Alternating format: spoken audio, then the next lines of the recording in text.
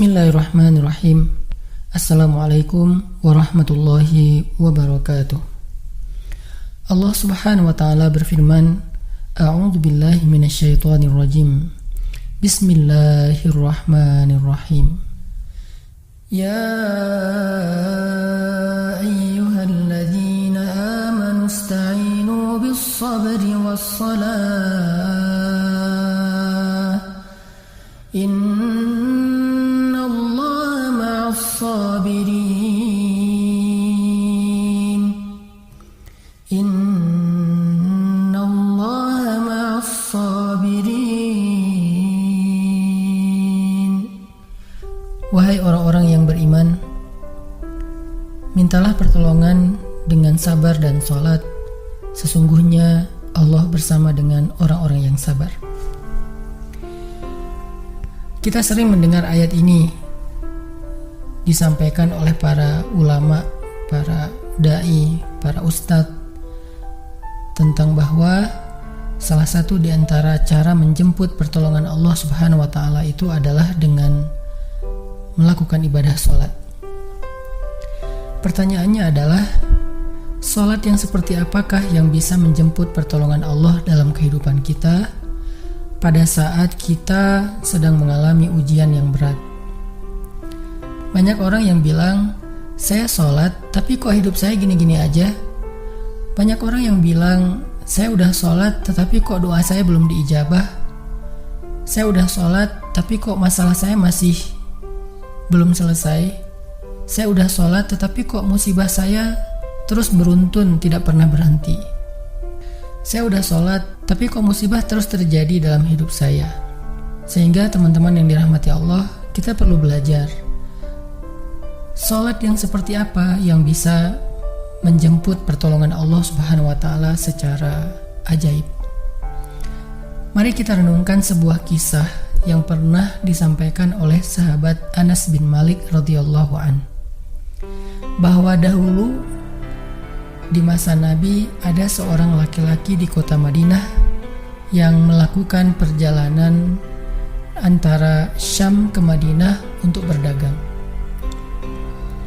Di tengah perjalanan, laki-laki ini dirampok oleh para perampok. Dia diberhentikan oleh seorang laki-laki, kemudian hartanya diambil, lalu setelahnya laki-laki itu menghunuskan pedang kepada orang ini. Pedagang ini mengatakan, wahai fulan, jika engkau menginginkan hartaku, ambillah, tapi biarkanlah aku melanjutkan perjalanan. Perampok itu mengatakan, adapun harta itu sudah menjadi milikku. Sekarang aku menginginkanmu, aku ingin membunuhmu. Merasa tidak punya pilihan, akhirnya pedagang ini mengatakan, wahai fulan, jika engkau ingin menyakitiku, membunuhku, maka lakukanlah. Tetapi sebelumnya berilah aku kesempatan untuk melaksanakan sholat 2 rakaat.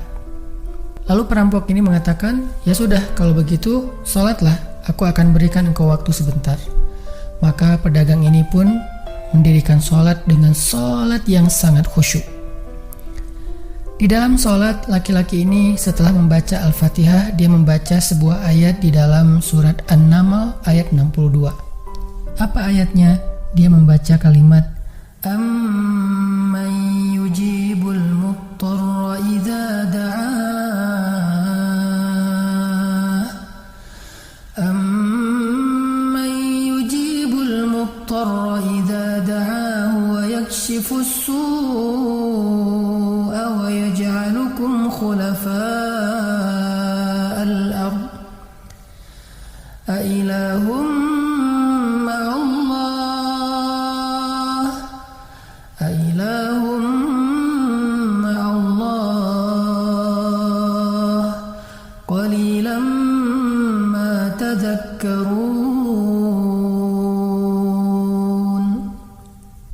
Bukankah dialah Allah yang memperkenankan doa orang yang dalam kesulitan apabila dia berdoa kepadanya, dan menghilangkan kesusahan dan menjadikan kalian sebagai khalifah di muka bumi? Apakah di samping Allah ada Tuhan lain yang patut disembah atau dimintai pertolongan? Sedikit sekali dari nikmat Allah yang kalian ingat.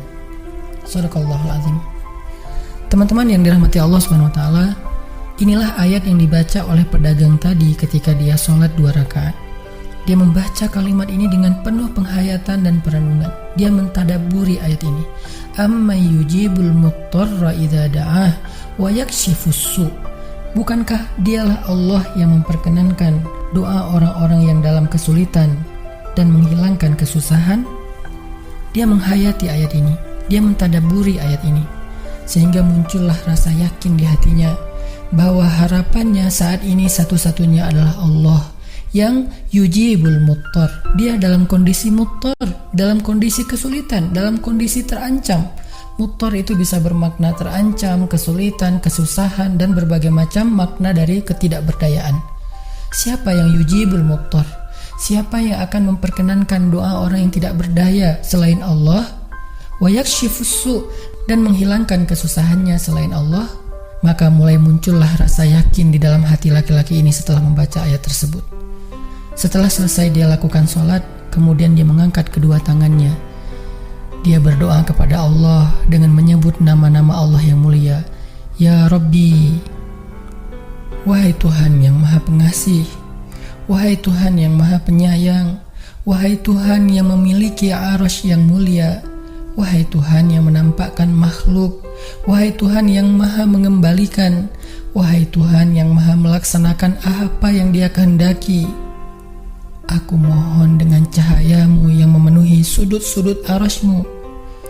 Hamba mohon kepadamu dengan kekuasaanmu yang menguasai makhluk-Mu dan dengan rahmat-Mu yang meliputi segala sesuatu. Tidak ada Tuhan yang berhak disembah selain Engkau, ya Allah. Wahai Tuhan yang maha penolong, tolonglah aku. Laki-laki ini berdoa meminta kepada Allah dengan menyebut kebesaran Allah di arasy, menyebut cahaya-cahaya yang dimiliki oleh Allah yang meliputi arasy-Nya yang mulia. Tiba-tiba setelah selesai berdoa, muncullah seorang laki-laki dengan pakaian hijau bercahaya. Dia mengendarai seekor kuda berwarna abu. Dia mengeluarkan pedang. Lalu perampok tadi mencoba untuk menyerang laki-laki berkuda itu. Tetapi laki-laki berkuda itu menendang dengan kudanya sehingga perampok ini terhempas, terjatuh. Kemudian laki-laki tersebut membunuh perampok itu seketika. Kemudian pedagang itu bertanya, "Siapakah Tuan?" Lalu penunggang kuda itu menjawab, "Ketahuilah, saya adalah malaikat yang turun dari langit ketiga.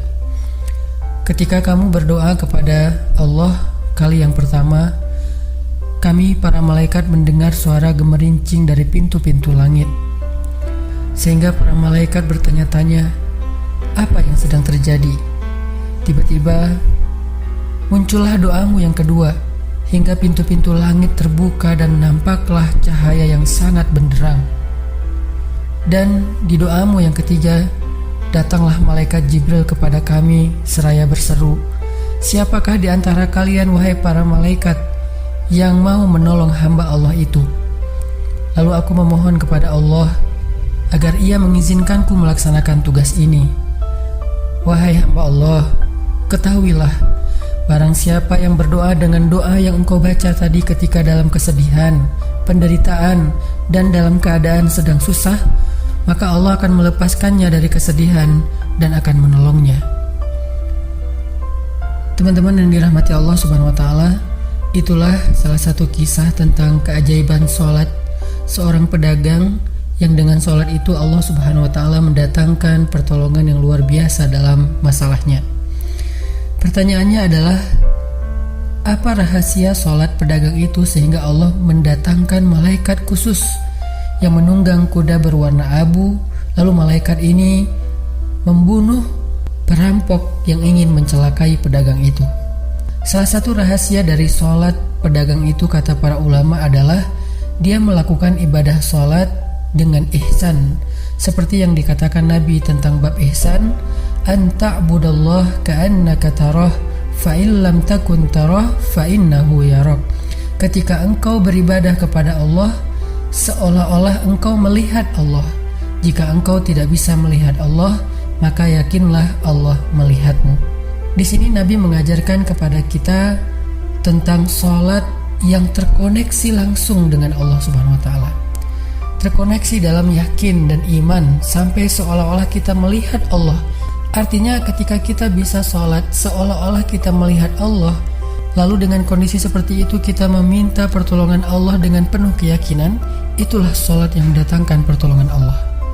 Atau kalau kita nggak bisa membayangkan bahwa kita melihat Allah karena itu memang sulit, maka yakinlah Allah melihat kita dan itu pasti.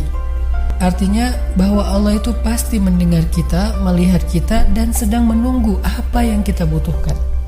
Maka orang yang bisa melakukan sholat dalam keadaan benar-benar seperti sedang bertemu dengan Allah, lalu dia meminta pertolongan Allah Subhanahu wa Ta'ala seperti pedagang tadi, maka sholatnya itulah yang disebut di dalam Al-Quran wasta'inu bis sabri wassalah, sholat yang bisa mendatangkan pertolongan Allah Subhanahu wa Ta'ala.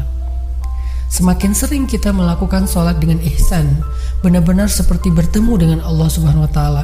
Kalau kita nggak bisa ngerasain bagaimana cara menghayati kita melihat Allah, yakinlah Allah melihat kita.